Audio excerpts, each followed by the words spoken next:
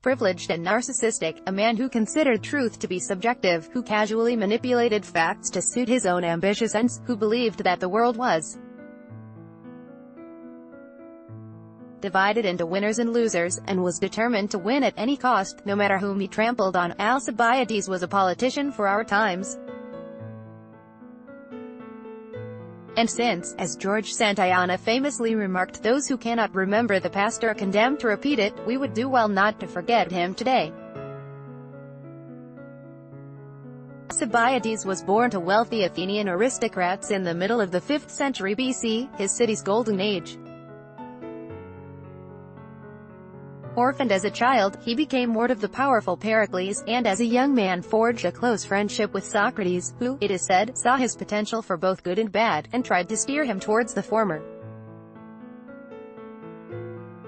But Socrates was not the only philosopher in town. By the late 430s BC, Athens had become a honeypot for sophists, skillful men who, for hefty fees, taught rich young pupils to hone clever arguments to win debates in law courts or the democratic assembly, where to persuade the people was to garner personal power. Tapping into intergenerational tension, the comic dramatist, Aristophanes, raised a laugh at their expense in clouds, imagining a debate where honest argument, personified as an old-school conservative, is trumped by his smart, young, charismatic, but decidedly amoral rival. Dishonest argument, in today's vocabulary, alternative truth. While, perhaps unfairly, Aristophanes named Socrates as the quintessential sophist, he gave his pupil a dramatic pseudonym, but dropped none too subtle hints regarding his identity. A flamboyant young hedonist, who spent family money on racing chariots, he clearly represented Alcibiades. Alcibiades loved winning, and he desired passionately to win victory at the Olympic Games, the 4-yearly festival that attracted competitors, businessmen and potentates from across the Greek-speaking world. Only the super-rich could afford a racing chariot. But in 416 BC, Alcibiades entered 7. Of course, he won, but not without skewing the odds. Not only was he alleged to have acquired the winning chariot through dodgy dealing, but by entering 7 he could ensure that many would obstruct opponents and dash their chances. But for Alcibiades, even rigged victories were sweet. To celebrate, he commissioned songs and paintings, entertaining all the spectators to a lavish banquet, in part funded by friends from allied states, who, scenting future glories, were eager to bask in his success.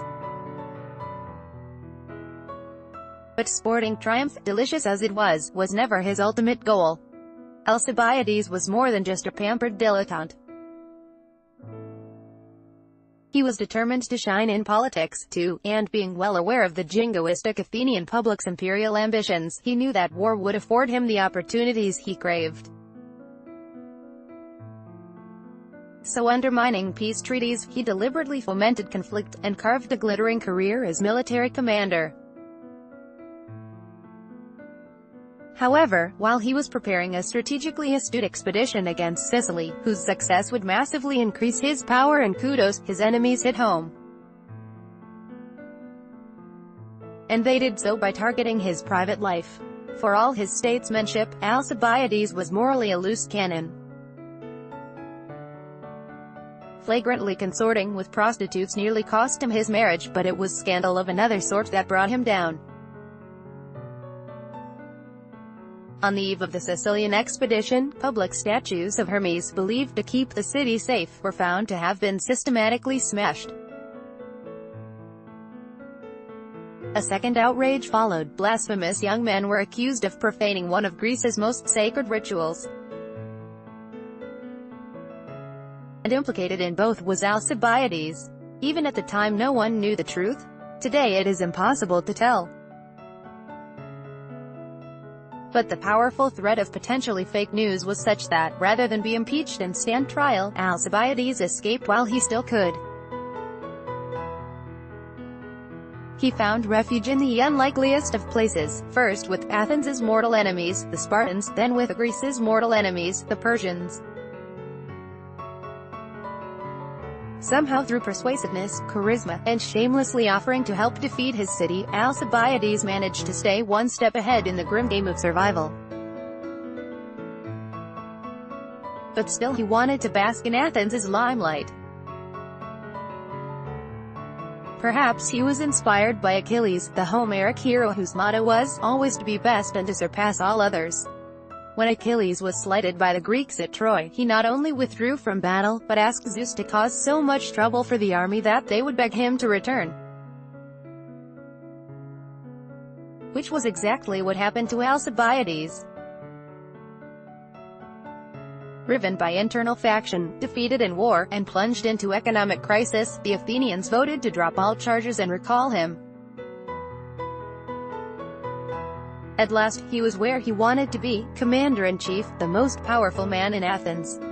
But it could not last. The Greeks believed that hubris, crossing boundaries of acceptable behavior, unleashed Nemesis, goddess of retribution.